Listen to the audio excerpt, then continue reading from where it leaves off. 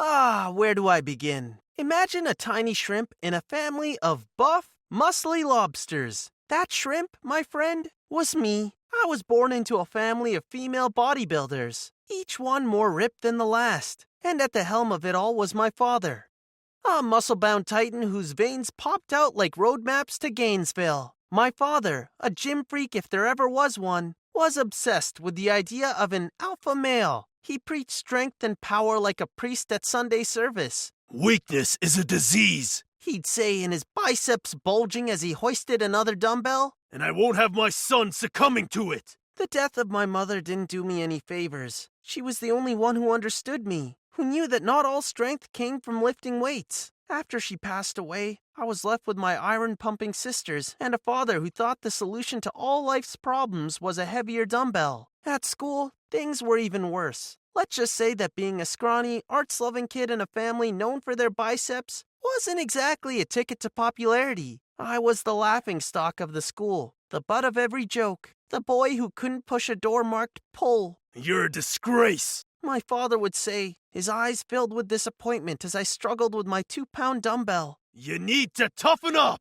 And so one day, in his misguided quest to make me stronger, he decided to push me off of a cliff. Yep, you heard that right, a cliff.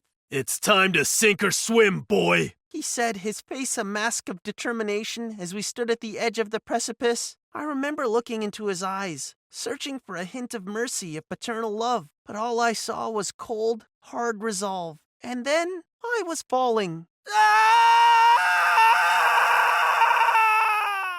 The weekend of the incident started off as a supposed family bonding exercise. My father, in his infinite wisdom, decided that a boot camp was just what we needed. I remember waking up at the crack of dawn, my sisters flexing and ready to go, while I could barely keep my eyes open. "Come on, runt," they teased, effortlessly doing push-ups while I struggled to even get off of the ground. "Can't even do one push-up? You're such a weakling." My father watched, his eyes a hardened mask, as I struggled to keep up. There was no sympathy, no understanding in his eyes, just disappointment. I was his only son, and I couldn't meet his expectations of what a boy should be. Our bonding trip led us to a high cliff overlooking a deep, dark river. It was an intimidating sight. The drop was steep, and the waters below were fast and fierce. I remember standing there, my heart pounding in my chest as I looked down at the swirling waters below. That's when it happened. My father, in now what I now realize was a psychotic breakdown, decided it was time for my baptism. "You're gonna learn to be strong," he said, his voice echoing in the silent morning air. "one way or another." Which led me here. Before I could protest, I was falling, the air whooshing past me as the water came rushing up to meet me. I remember the cold shock of the water, the terrifying feeling of sinking, the desperate struggle to surface.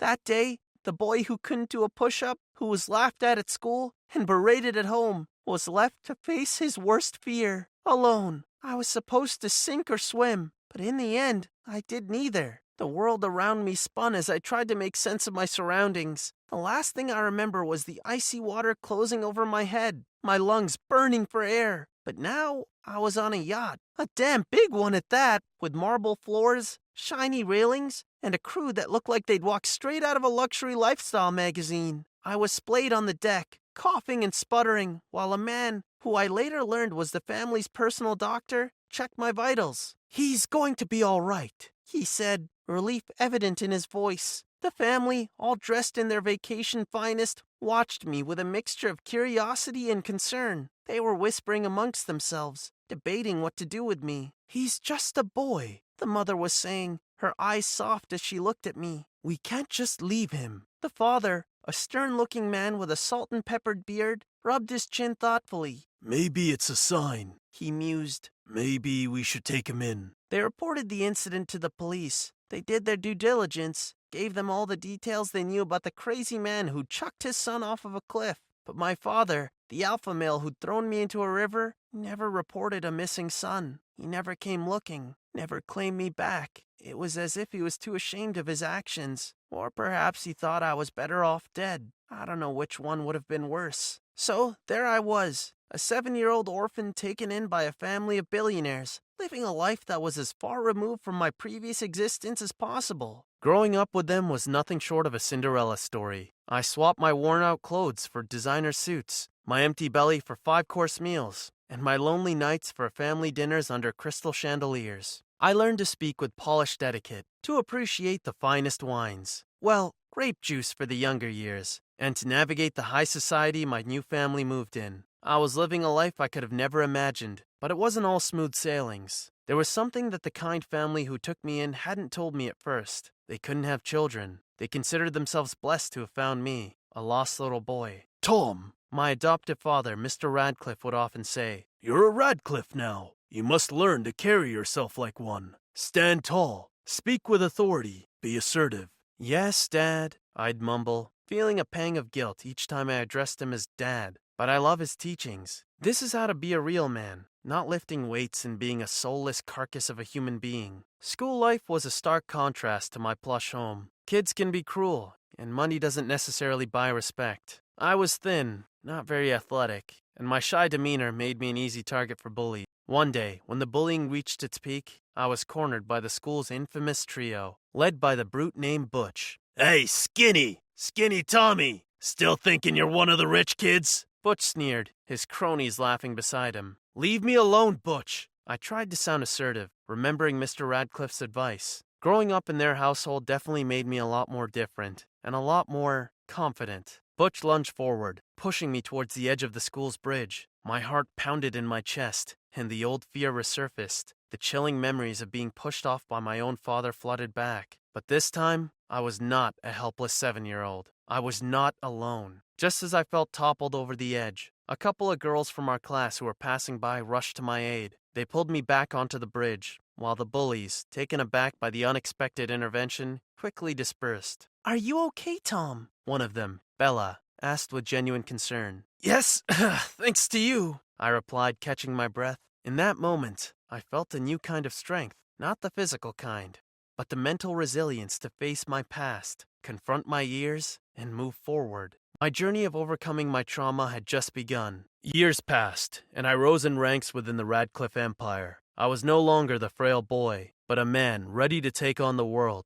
I was educated, well-groomed, and carried an aura of authority, just as Mr. Radcliffe wanted.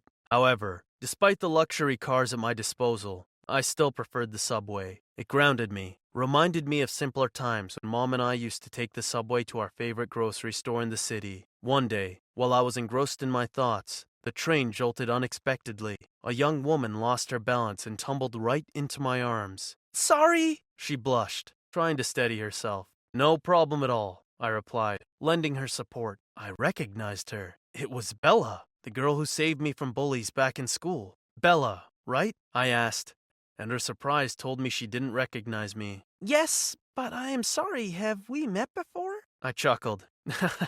We went to the same school. I was, Skinny Tommy back then. "Tom, you've changed," She exclaimed, her eyes widening with recognition. "I mean, you look, good." We spent the rest of the journey reminiscing about school, our teachers, and the incident on the bridge. By the time we reached our stop, we had shared laughs and stories, reigniting an old connection. "Would you like to grab a coffee sometime?" I asked, as we walked out of the subway station. To my delight, Bella agreed. Our coffee dates soon turned into dinner dates, and before we knew it, we were inseparable. Bella was everything I wanted. Kind, caring, and brave. She was the woman who saved me, and now, she was the woman I was falling in love with. One day, Bella and I were strolling through the gardens of the Radcliffe estate when we came across a group of workers fixing a water fountain. Among them was a man who seemed familiar. He looked older, grayer, but I recognized him. It was my father. He was working as a handyman, oblivious to the fact that his dead son was now the heir to the Radcliffe Empire. I was so confused. I felt a rush of mixed emotions, but decided it was time to confront my past. "Bella," I said, taking her hand, "do you remember the story I told you about my father?" "The one who pushed you off of a cliff?" She asked, her eyes widening. "Why do you ask?" "That's him," I said, pointing towards the man. "That's my father." After the encounter, Bella and I devised a plan. She suggested that I introduce myself to my old man as the Radcliffe heir. I had my reservations, but I decided to trust Bella. I was on the edge of my sanity, seeing my father every day, watching him in his handyman uniform. It was a cruel game of hide and seek, and the anticipation was gnawing at me. Bella constantly reminded me of our plan and the importance of patience, and so I went ahead with it, slowly making myself known to him, the Radcliffe heir. I would casually strike conversations, asking him about his day, complimenting his work around the mansion. He seemed perplexed, perhaps even a bit suspicious, but he never let on that he might know who I truly was. One day, as he was fixing a leaky pipe in the garden, I found my opportunity. I walked up to him, my heart pounding in my chest, the sound deafening in my ears. "John," I began, my voice steady, "I've been meaning to ask you something." He looked up, wiping sweat from his brow. Yes, sir." "Do you believe in second chances?" I asked, looking straight into his eyes. He seemed taken aback, then nodded. "I guess everyone deserves a chance to make things right."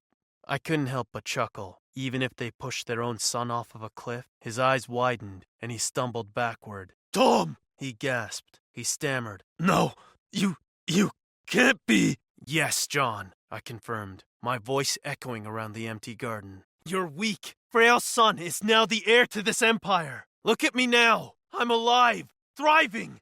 And look who I'm married to. Bella, the most beautiful woman in the world. And you're a handyman. And soon, you'll be nothing but a convicted criminal." All my emotion, all of the anger, everything out there for him. He stumbled back, his eyes filled with fear. He looked at me, then at Bella, then back at me. I didn't.